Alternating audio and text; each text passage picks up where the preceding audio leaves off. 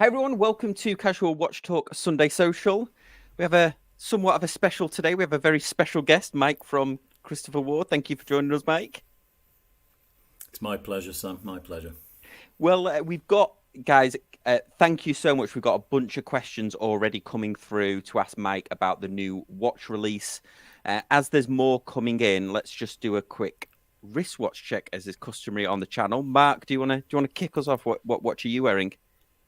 So, since we're going to be talking about the 12, and I don't have a press sample or the one I ordered yet, I thought I'd wear the C60 concept for today. The previous skeleton version of SH21 in titanium, and it's great to see the evolution of this movement for the C12X. Awesome. Good man. Good man. Yeah. Dave, what are you wearing? I am wearing a little Glasgow number. This is a little design company in Glasgow called Instrument Applied Design, who made this little thing. They make small numbers of them in Glasgow, so that's what I'm wearing. Oh, so it's pretty cool. They're called Instrument Applied Design, but it's spelt funny. It's INSTRMNT. Yeah. So they make a small selection of watches. They make some really nice furniture. They make the best umbrella in the world that actually survives Glasgow, which is saying something because it's both windy and wet. And they do kind of weird mainstream things, but take their own edge on it. But it's like a little design studio. They're really clever. They're nice guys. Oh, can you send me the details? It's only my younger daughter's just moved to Glasgow, so she might need that umbrella. So. No, yeah, it's an absolute. I'll give it 10. I'll give it 11 out of 10, and that's saying something really? for an umbrella.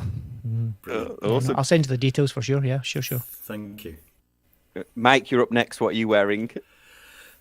I'm wearing, if you can see it, a C65 super compressor, very nice. which is one of my favourite watches we've ever done, and I think is underappreciated, if I'm honest. And we'll be talking about super compressors again in the sort of mid-summer period. So I'm hoping that this will get a bit more love when we do that. Was that the black sand? Great watch, Mike?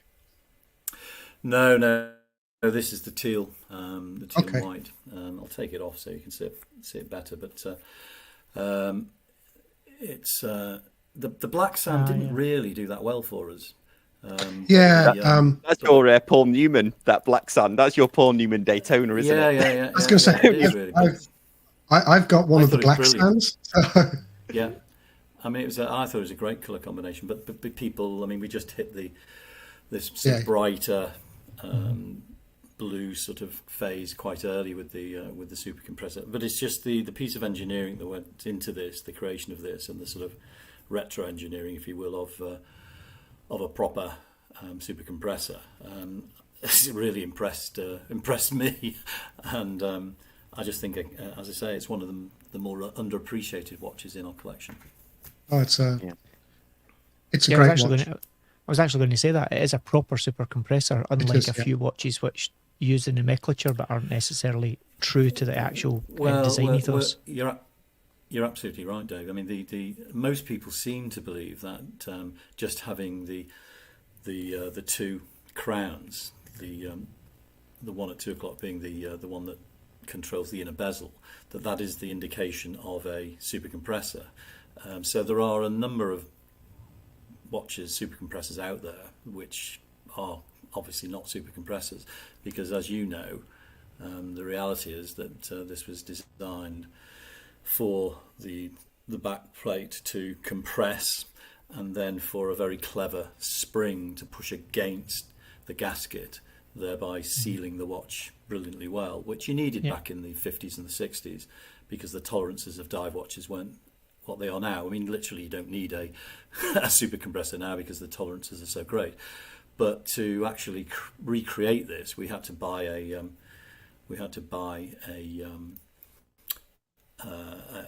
original at auction, and then the engineers, Frank Stelzer particularly, sort of worked to re-engineer it all the way back, because we couldn't find any blueprints. the original company that Pickery. developed super compressors. Long gone out of business. And I think something like there were nearly 100 brands that used their design back in the day. But nobody had produced a super compressor for, I think, more than 50 years when we brought this out. I think there is one Hong Kong-based brand that have actually done it since we did this. But I haven't come across any other There's not super many. compressors. I might be wrong. No, but there are very few. So I'm very proud of this piece, and very proud of the sort of work that the guys did on it. And even more interesting, it was suggested to us that we should try this by a customer, an Austrian guy emailed me, said, "Why don't you do a super compressor?" And to be honest, I wasn't sure what a super what it was when this is quite a few years back now. Wasn't quite sure, and then we did our research, as you do, and discovered that actually there were none anymore. And then the whole history of super compressors became a passion, and Adrian and I sort of were determined to bring it back to life. We canned the whole project for a while because we were finding it incredibly difficult to actually deliver it. It's not an easy thing to do, to re-engineer, but we brought it to market, and it's a really steady seller for us. But as I say, I don't think people quite understand how special it is, and how rare it is in the modern day to have a contemporary super compressor. So it's probably our fault because we haven't spent as much time or been ingenious enough in marketing it. So I'm looking to make something special of it this summer, and we're also bringing out a new design, which I think people will awesome. will really like. Yeah, awesome. Well, I'll finish it off. Sorry, that's the hard sell. That's the hard sell. that was the longest Wristwatch we've done, but we're here. I was going to say that's the hard sell for this model. Yeah. Correct. Well, I'll finish off the wristwatch check. I think I'm wearing the underappreciated Christopher Ward, the Elite 1000. I think this is unappreciated for what it is. Absolute triumph. This watch, titanium, 1,000-meter diver. Yeah, absolutely love this. No, I should have worn. It's a good watch. I should have worn the C7 Apex, the forgotten masterpiece. This is it. Well, we're talking about a new come on watch. here every Sunday. Mark's like the unpaid spokesperson. Just roll him out every so often. Yeah, it's brilliant. Well, yeah. Well, we're actually talking about a new model this week, aren't we? We are talking about the triumphant launch of the 12X. So, Mike, anybody that has been living under a rock this week, or perhaps thought that Chopard bought out an excellent skeletonized dial watch, you actually bought out. You bought out a new model. Naughty, so anybody that doesn't know about it, naughty. do you want to give us a quick 2 minutes on the new 12, and then we'll dive into all these questions that are mounting up in the comments here. Sure. As you say, on Thursday we launched a new skeletonized version of Calibre SH21, the 12X, encased in titanium. Interestingly, grade 2 and grade 5, a little bit more of which later. The watch is essentially the celebration of two birthdays. The 20th birthday of Christopher Ward. It's, believe it or not, 20 years since we started this venture, and it's also the 10th anniversary of SH21, which was the movement we brought to market in July of 2014, which again was a big step change for the business, and just surviving 20 years is worth celebrating anyway in this world that we live in. So we wanted a special watch to do that, and we thought Calibre SH21 is, amongst, if I say it, amongst our finest sort of moments and our finest achievements, and it seemed appropriate to combine that with a watch that we brought out last year around the same time, which was the 12, which was our integrated sports watch. So which has been, I'm pleased to say, a huge success for us, and therefore combining the two entities and putting the 12X or the 12 into an SH21 sphere was something we thought was worthy of the two birthdays. It's 41 millimeters, which is a new case size for the 12. It's 12.3 high, which is thicker than either the previous TI or the stainless steel.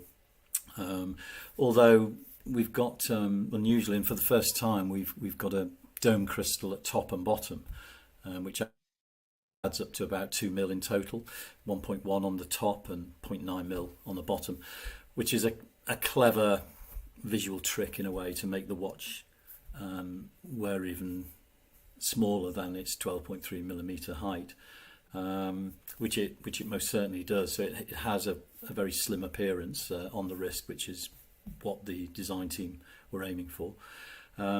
It's our most skeletonized, our most open-hearted version of SH21 we've ever done, more so than even the C60 concept on your wrist at the moment, Mark. We redesigned the platine. There you go. That's the beauty. We redesigned the platine completely so that we could, take more of it away. And not an easy thing to do. You're constantly working with. Anybody who's developed a skeleton watch will know that the tolerances and working through to make sure that the elements you take away don't are robust enough to cope with all of the bits that still need to hang off it, the bridges particularly. So that was a complex piece of work which we did with a company that I know certainly Ricky knew well, and I think you do, Dave, quite well, Paoluzzo AG, which is a very high grade machine company that lives just outside Beale, and we worked with them for a while. They now produce many of these sort of visible components for the Bel Canto, and they're doing all of the componentry, the bridge work, the platine for the 12X, and we recently took a 20% stake in the company, both to allow us to continue to develop and get even more sophisticated around the sort of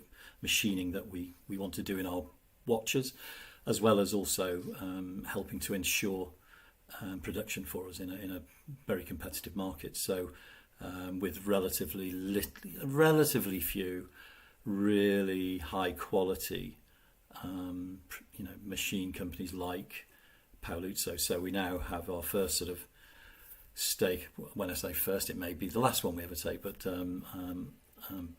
we were so impressed with the work they did on Bel Canto that we decided that, and they were, I think, pretty impressed with the way we were working with them. So we took a stake in the company, and they have one of the very special features of the watch, the bezels, the facets on the bridge work have been done by CNC, diamond cut, and that in itself is a really specialised art, and has produced, I believe, and we believe, a finish that is virtually the same as the finest hand polishing, and better than many hand polishing finishes, because you're at the whim of the person hand polishing. Their skill level is going to be required at a very high level, and you've got different people hand polishing, so you end up, anybody hand polishing will know this, it's really difficult to get a consistent finish of hand polishing. With a really brilliantly programmed CNC machine with a diamond cut tool, which, as I say, the programming of which has to be, really carefully done, because you actually want to apply as minimum pressure as possible. But versus a polycarbonate or polycarbide tool, where the you can have little ridges which produce a very inconsistent finish. A diamond naturally, if done properly, allows you this really clean, precise finish. And we're really interested in this sort of industrialization, if you like. It seems particularly appropriate for a brand like us. We'll always continue to do hand polishing, by the way, as well. I mean, it's there'll be a mixture, but we're really interested in how we can develop our skill set, and what is possible going forward with really clever programmers with really high level, very sophisticated CNC machines, and the Paoluzzo, Philip Straub, who is the founder. Well, he wasn't the founder of the company, but he bought it out from the original owners some years ago. Is a complete, an utter expert. I mean, his passion is machines and CNC machines, and he's invested in some of the finest machines of the type. But moreover, he's really interested in how robots can be used to make those machines even more efficient. Simply said, as you'll know, you can run CNC machines in theory 24/7, but actually that's rarely done, because you have to have people, because sometimes they go wrong, and if a machine goes down, it can sit there for 2 days over a weekend and nothing's happening, or it's producing the wrong thing. Robots that he's got on the aviation side of his business, which we're looking to also develop onto the watch side of the business, are able to assess any problems, and then literally, move tools, parquets, etc., to other machines, so you don't have any. You reduce the downtime, and yep. Having downtime is money, and money that you're spending on that goes into the cost price of anything you're producing. And one of our aims in life is always to try and bring the cost down, because then we can pass that on to the customer. So it's a really exciting development. I've whittled on. I apologise for it, but it's a really exciting development for us, and I think you'll, over the years, you'll begin to see some really sort of results from. And I think the 12X is a very fine example of today what we can do. Yeah, that's really cool. That's really cool. Isn't it actually 3 birthdays that we're celebrating with the 12X? Because wasn't the actual 12 itself launched in April last year? It was. I mean, so the marketing team they've missed that one out. It first. They should. They should read the. Read the review on the Scottish Watches website. Read the review on the Scottish Watches website. Should we dive into should we dive into some of these audience questions then, that have been kindly coming in? So first one is, first off, thank you for all the indescribable joy you give out with the wonderful watches you make. I would like to ask why you chose tungsten as a material for the rotor and bridge and not titanium. It's on the rotor, not the bridge, in fact. But the reason is that it's a very dense and heavy metal, and that makes the winding mechanism much more efficient. I mean, we've always had, even from the very first SH21 from 2014, they've always had tungsten rotors for that precise reason. And when you've got a 120-hour power reserve,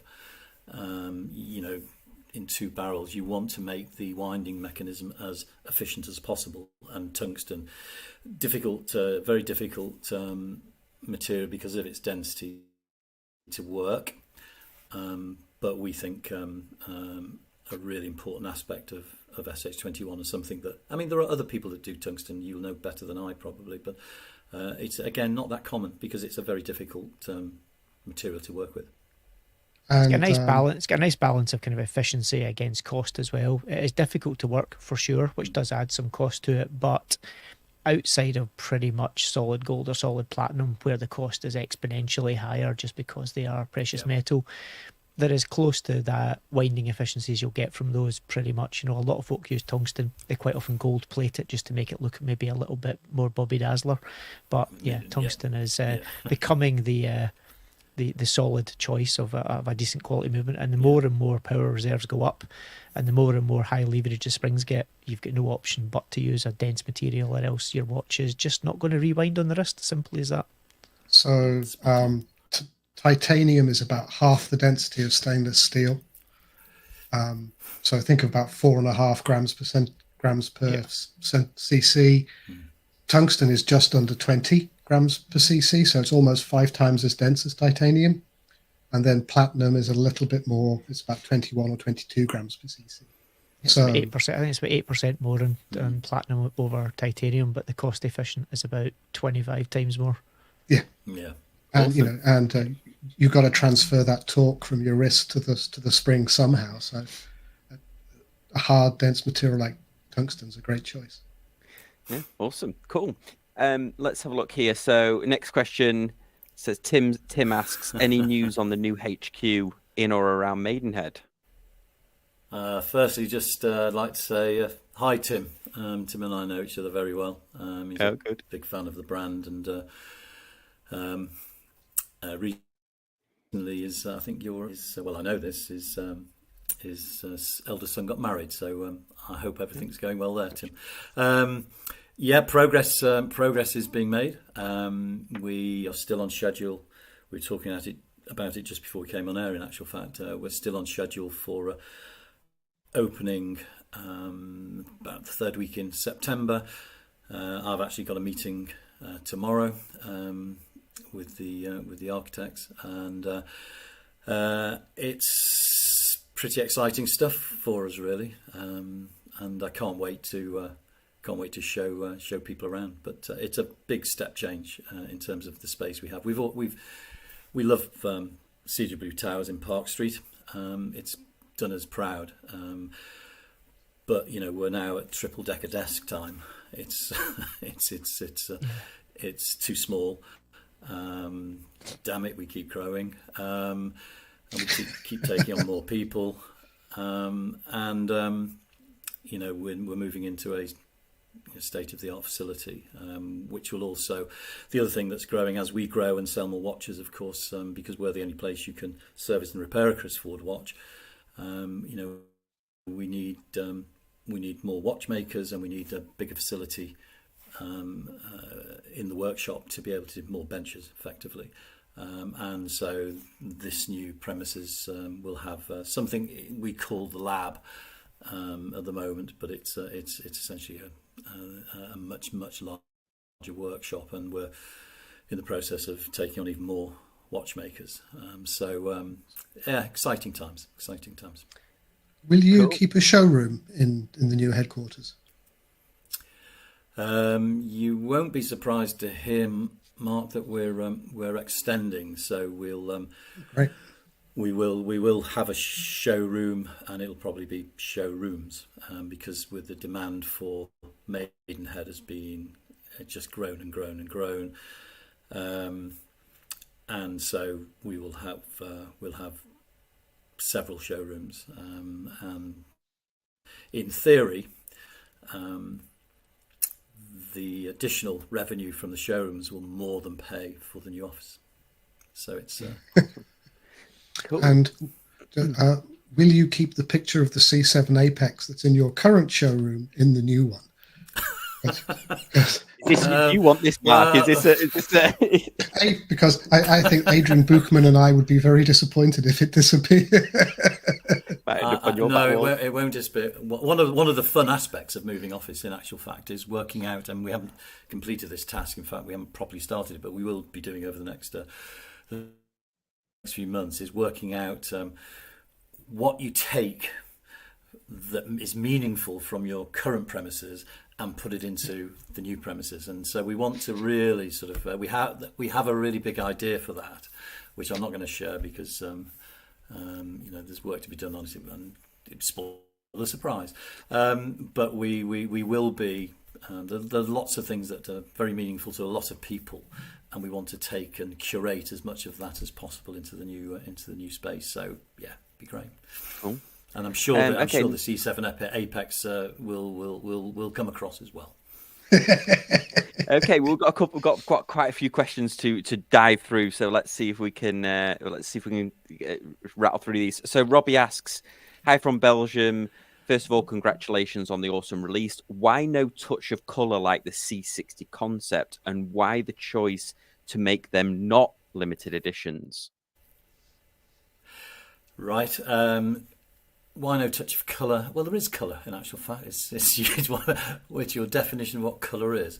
So we wanted the first iteration, to be sort of that graphite against the silver of the rest of the dial, and that's to us is colour. But the bridge work particularly lends itself potentially to other colours, and I'm pretty sure you might see some other colours at some point in the future. What was the second question? Why are these not limited edition? Why is this the first SH21 that's not limited, or is it? Well, we took some terrible stick back in when was it 21 when we launched the C60 concept, because we only launched it in 210 pieces, and it sold out really quickly. And we just decided that it's such a good watch. More and more people will want to purchase it. And that's from the early signs. I'm, again, don't want to be a hostage to fortune on these things, but the reaction, thank God we didn't limit it. Because it's gone off very, very well. I'm sure, however, there will be limited edition versions again in the future. And we have one that we actually developed in parallel with the launch edition, and we're just determining when we launch that, because the other thing is these are not simple watches to make, and the bel canto has been a really interesting lesson for us in terms, the demand for the bel canto outstripped and continues to outstrip anything we ever predicted. And of course, whilst some people actually tell me that having a long pre-order date is fantastic, we don't think like that. We want you to be able to order any watch, and we'll be sending it off to you the day that you order it. We're not at that point yet, because these are very complex watches to manufacture. So the first drop of the 12X will be in October, and we are working through now, assessing based on the early reactions how many we're likely to need in the first year, and that's one of the reasons why we've invested in Paoluzzo, so that we have this facility to manage the supply chain better than we have on these very high volume, very specialist watches. Awesome. Okay, next question. So John asks, Tea and Tickers, he wants your honest opinion on how this compares to the Zenith Defy, which I think a couple of people have made this. I mean, a very different watch. It is a very different watch. I mean, I'm a huge fan of the Zenith Defy, but it's different in so many aspects. And it's and at the end of the day, it's considerably less expensive. But I don't believe, and Zenith will probably disagree with me, but I don't believe it suffers anything in quality. In fact, I think aspects of our watch outstrip the Zenith Defy. But that's that's me saying that, and I would say that, wouldn't I? But I don't think you can compare the watches precisely, and I don't think you can compare the value at all. But that's perhaps what people would expect me to say. Yeah. Okay. Before we get on to the rest of these viewers' questions, did the panel have anything?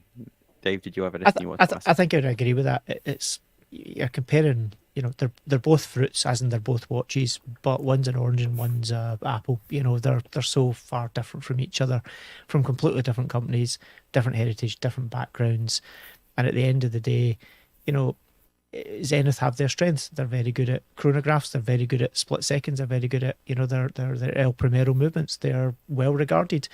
It's not that they're just different watches. Yes, there's some degree of similarity, I guess. They're skeletonized, but then there's a lot of skeletonized watches out there that, if you squint, if you crunch your eyes a little bit, don't look that far apart from each other. I think it's a misnomer. It's also, I see a lot of comments, folks saying, "Oh, but I could buy a pre-owned X for the same money," and you're like, well, that's just such a non-argument in my book. It's the same way as you can buy a pre-owned supercar for the same price as a normal expensive family car. It's not the same thing though, so I think it's a bit of a misnomer. I think it's a very different watch. Yeah. Awesome.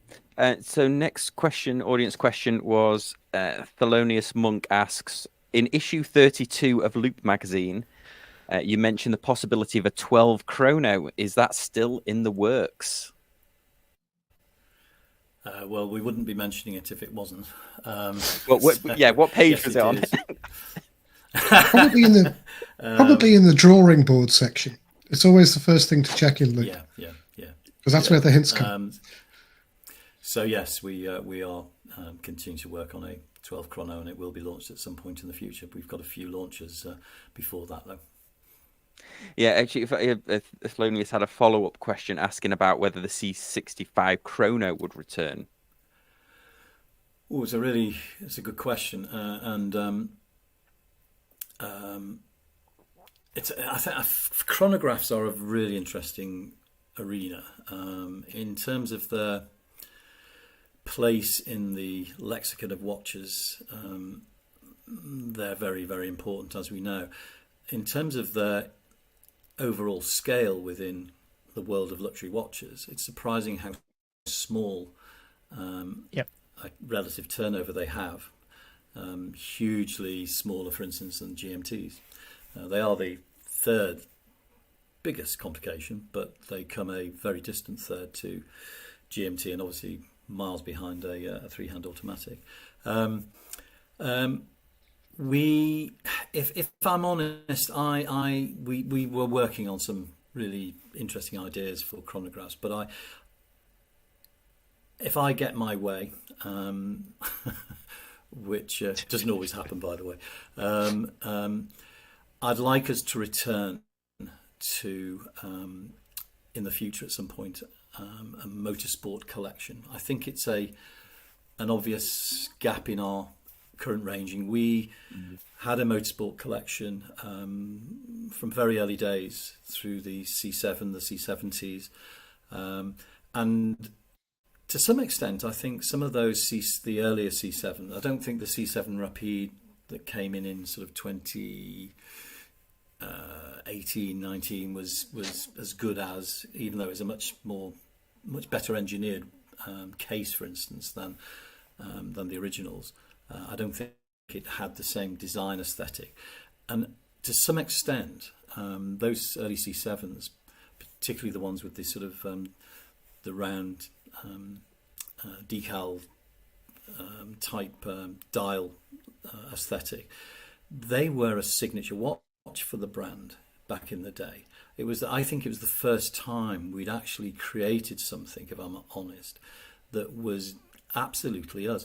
It's also the first time that anybody ripped us off, which said something as well. And I can name them because they've gone out of business. But Links of London actually shamelessly ripped off our C7 collection. I nearly went ape. Had we had enough money at the time to have sued them, we probably might have done, but we didn't.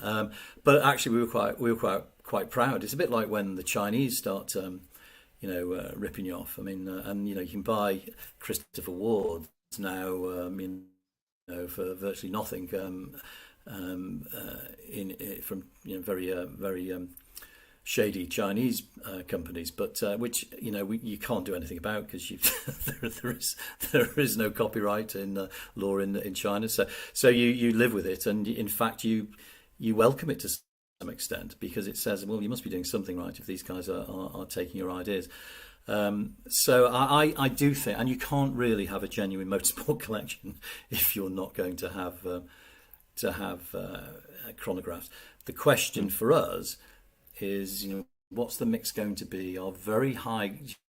Should we be thinking a bit about very high grade quartz movements for them, as well as mechanical, or should we just go mechanical only? And it's an interesting debate I have all the time, and having the last couple of months in my head, and then also with the MPD team. So it's something that at some point, and it would be misleading of me to suggest that we've got something about to be pulled out of a bag. We haven't, but I think at some point in the future we will return with a really interesting Christopher Ward motorsport collection, and it will have roots, I think, some roots in what we did before, which is again a sort of an interesting sort of cycle of a brand. We're 20 years old now. There's not everything we've done in the past that I would bring back out again, by the way, but this is one area that I think we could do that with, and so it'll be interesting to see where it goes.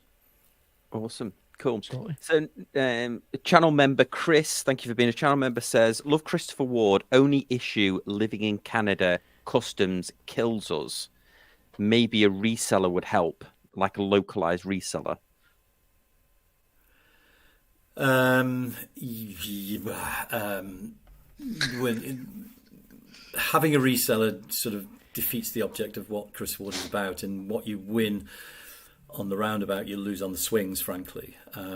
Yes. So it wouldn't help.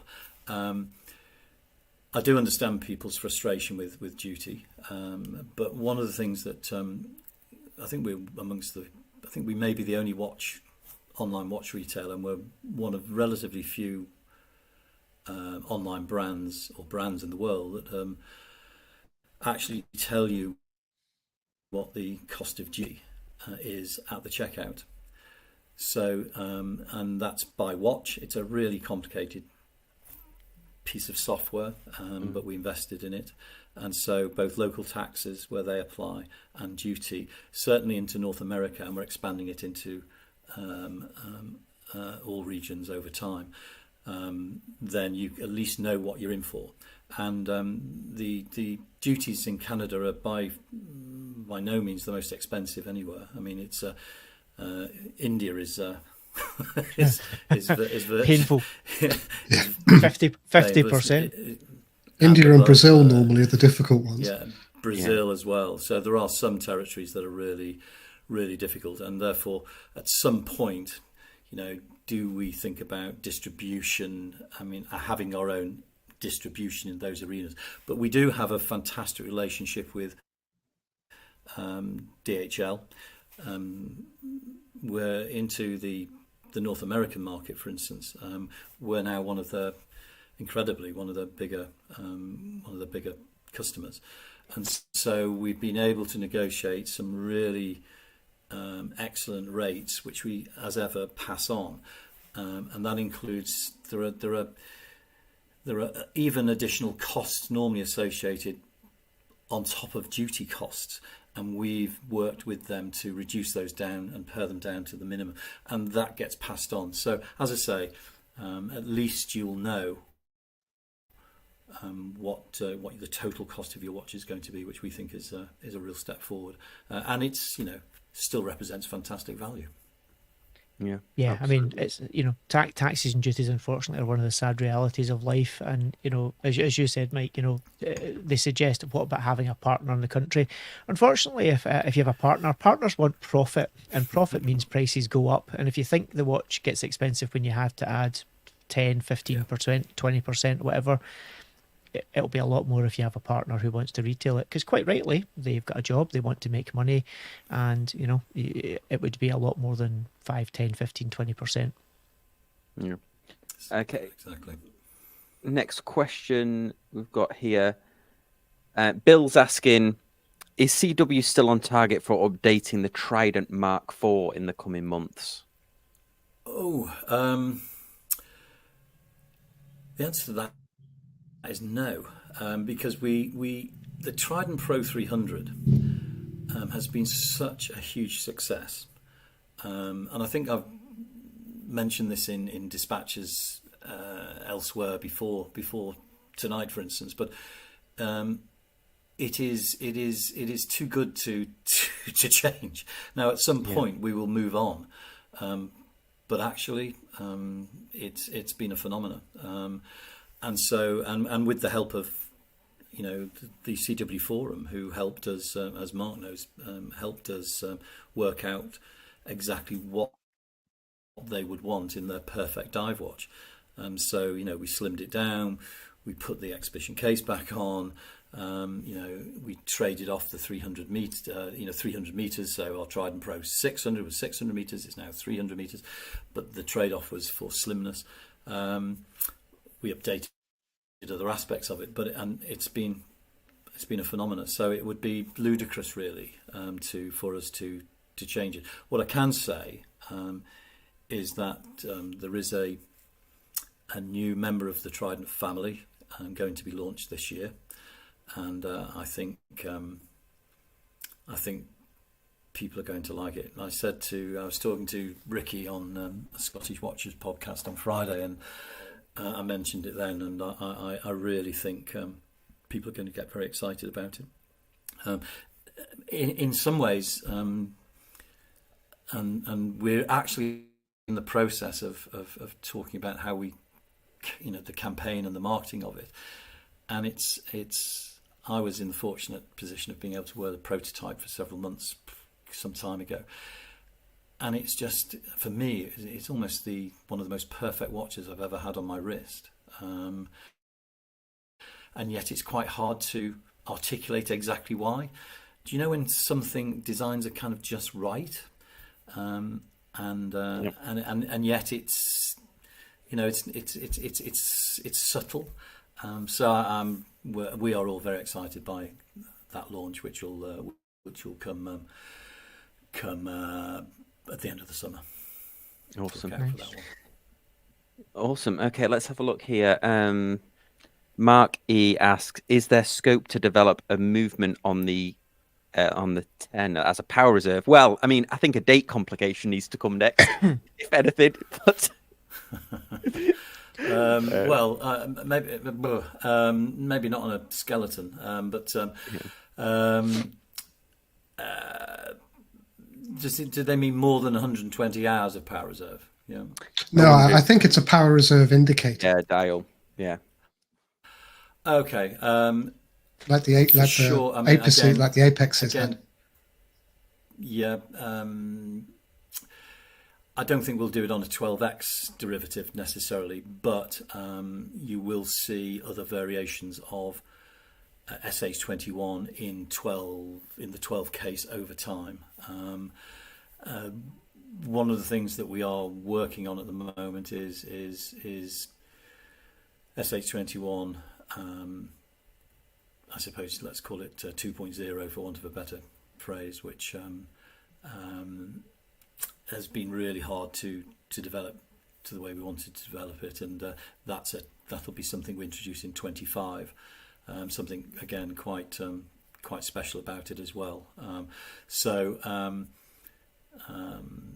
Eventually that will find its way into the 12 case as well. So, but not immediately is the answer. Is the honest answer to the question.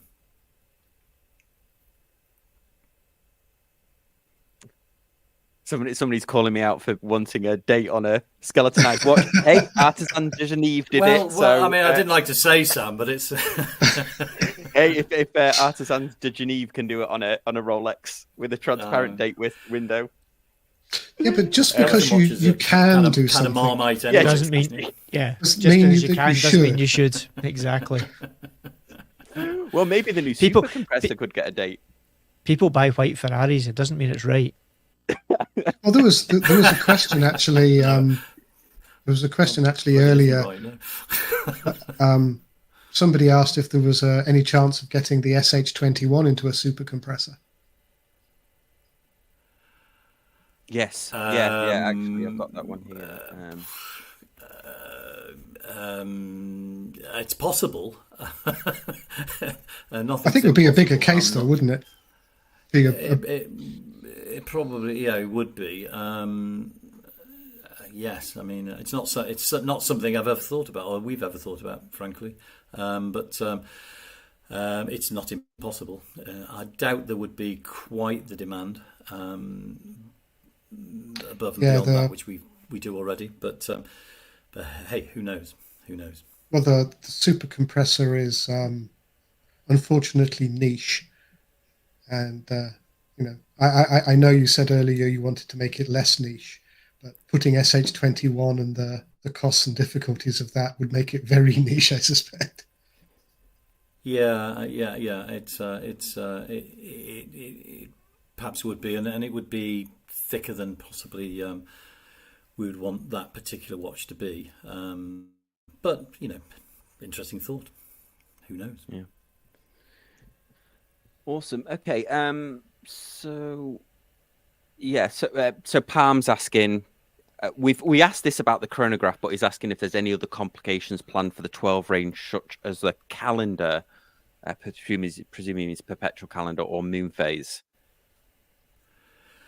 Um, yeah, we've got ideas on drawing boards, etc. And the reality is the 12 has been so big for us. We've expanded the size range already.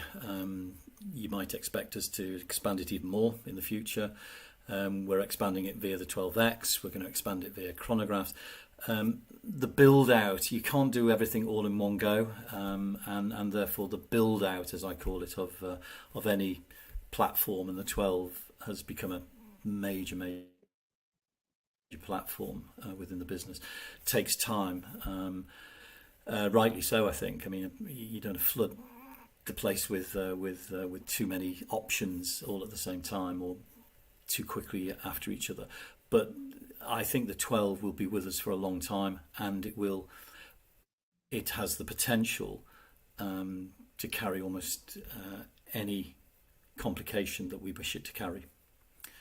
So you will see more and more complications over time, but drawn out over a period of time, and that's part of a 5-year planning cycle that we have. And yeah, it's thankfully it's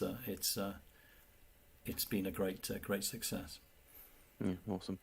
Okay, next question coming up. The Grumpy Scotsman asks, do you have any size cases in your dive watch range, or is it settled for a while with what's already offered? So I guess are you planning any other sizes in your dive watches, or are you settling with what ones? And maybe the question is also which is the most popular, and do you plan on having any other sizes? The most popular size for us, if you take the Trident Pro 300 as the sort of core of the range, it's a close run thing, but 42mm still just outperforms 40mm. But we've seen a growth in 38mm over the last 2 years. I think probably in common with virtually every watch brand, there's this sort of move towards slightly smaller sizes. And the answer is yes. We again, the volumes are now getting to the point where it becomes feasible for us to think about extending the size range of cases.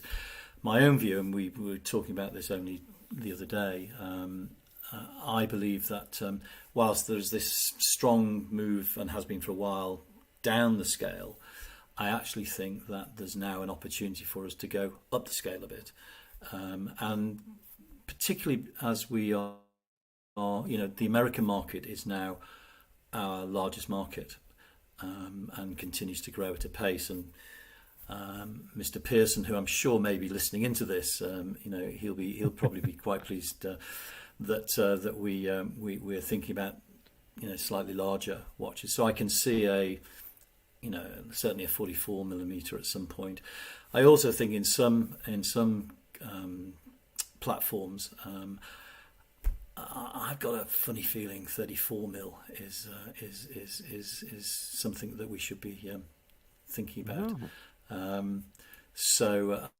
I've got a very I've got is that a positive, David? Yeah, okay. I think for me, 34, 35 mil. Yeah, so It's such a so that's yeah, useful size for many wrists.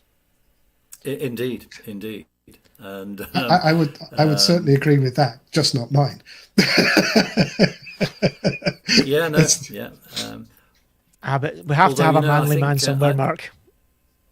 Absolutely, and I've got. And when we find one, we'll let you know. I've got an Earl Seamaster which is actually being refurbished for me at the moment, which is 34 mil, and honestly, you get so used to it after a while that you forget that it's something a size you haven't worn for a long time, and I just think this sort of sizing opportunity is a real one, and I think we do quite well on sizing, but I think there are even more opportunities, not just on dive watches. Yep. No, I totally agree with you, because that's a little, probably similar size, a little vintage Universal Genève. It's a 30, I think it's actually a 33.6 mil, and it, on paper it's tiny, but actually on the wrist it wears really well. It's actually, you put it on, you forget you've got it. It doesn't look ridiculously small actually once you get used to it. It's just the idea of it, I guess, when you compare it to everything these days that's 39, 40, 41, 42 millimeters. Cool. Yeah. Okay, we've got a question. We've got some more questions coming through. There's one here that's reminding me of the old game show Blankety Blank. He says, "Hi Mike, can we hope to see more usage of the?" ... I think you just fill in there. Dot. Yeah, exactly. So many possible answers. Without question. Exclusive to this channel. There will definitely be more usage of that. Yeah. On a 24 to 48 hour rolling cycle. Yeah. From 28 mil to 50 mil case sizes as well. So it's happening. It's happening. Thank you very much for the question, Stu. And then there's a couple of questions. So questions about where do you see Christopher Ward in the next 5 to 10 years? And then other people are asking, is there any teasers for what's coming later this year that you can share? So I don't know if you can answer those. Well, I've given one, I think, already at least, or maybe a couple already. Where do I think we're going to be in 5 to 10 years? I really don't know, is the honest answer to that.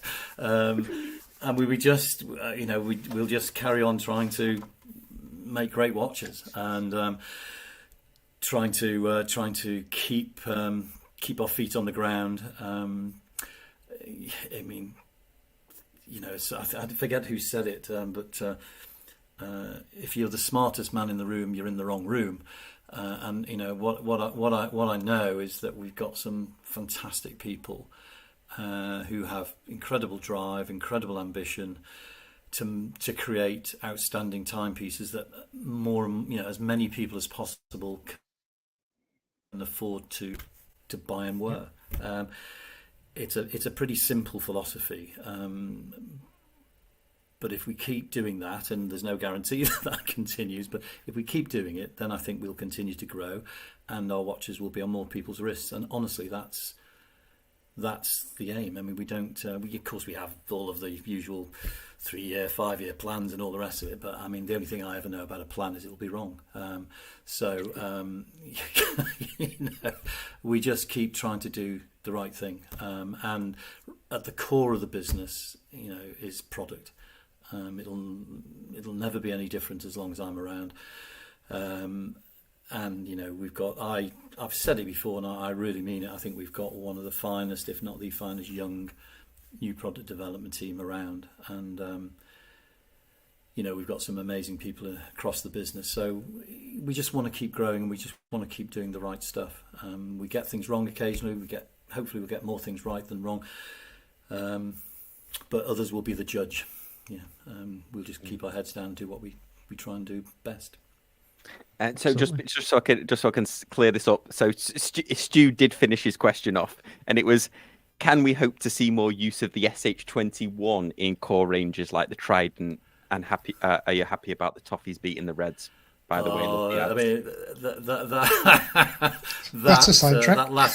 that last part. I mean, I was at the game on Wednesday night. Honestly, interestingly, because we're the official timing partner of Everton, we have a sort of a table in the one of the hospitality lounges, and believe it or believe it not, there were some CW fans from Florida in the same hospitality lounge, and the guy who's who owns our watches, and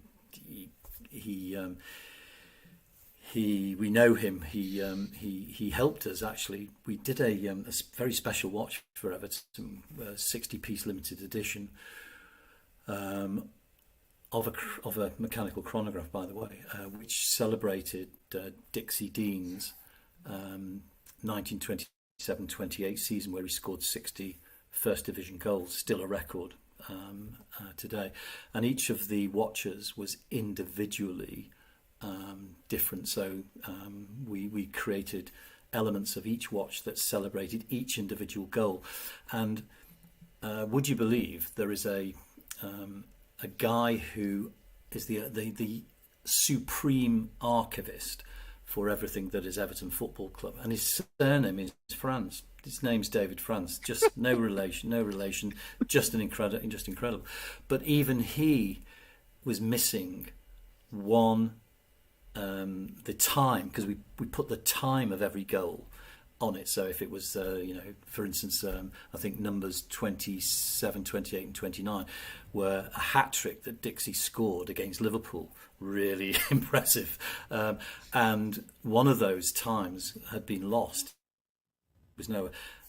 And this chap who was in the lounge with me actually did the research and discovered for us and for Everton this last missing time. He did this incredible piece of research looking at local newspapers and found a piece where one local journalist had recorded the time, and so we've now completed Dixie's archive. It's a complete aside, but just interesting. Anyway, he'd brought with him his daughter, and he'd also brought with him his boss and his boss's son. They'd never been to a soccer match before, and I said to them before the game, do you think you'll win? I said, well, who knows. After the game, of course, and we won, I met up with them again. They could not believe the atmosphere. They said it was like a religious experience. They were completely and utterly shaken by it. I mean, if I've yet to go to it's one of my abiding ambitions to go to an Old Firm game, because that's a bit of a special. That's a bit of a special atmosphere. I would suggest not using the phrase "religious experience" when you go, because that will probably get you into trouble. Yeah, it's a good tip. Thank you for the tip, Dave. You're quite right. That's not so much a tip as a life. Yeah, that's less a tip, more a life-preserving piece of information. Yeah, thank you. Yes, no, thank you. And whilst you're there, just tell everyone you support Partick Thistle, and you'll be okay. And be very careful. And be very careful what colours you wear as well. Yeah, absolutely. Yeah. But so it's an experience. It is, and so it was on Wednesday night, and 14 years since we'd beaten the Reds at home. So I was a very happy boy this week. So the first part of the question, I can't even recall. It was the first part of the question. It was just is the SH21 going to make it into any other cased watches like the Trident now that it's gone in 12? Categorically, yes. Yeah. There you go. Space. Can't be more definitive than that. There we go. But don't ask Mike when. Or which one. That might take a longer answer. Not just, keep watching Drawing Board in Loop magazine. Yeah. Awesome. Well, that was really cool, Mike. Thank you so much for that. That was a great. Thanks, Mike. That was great. Yeah. So the guys, the 12 is out now. It's on a pre-order. $1,800 is the deposit price, and then it's $4,800, and they were $4,865 US dollars on the bracelet. Correct. So head on over to Christopher Ward now.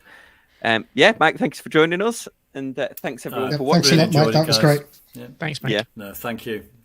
Thanks everyone for watching, and we'll see you next time on Casual Watch Reviews. Take care.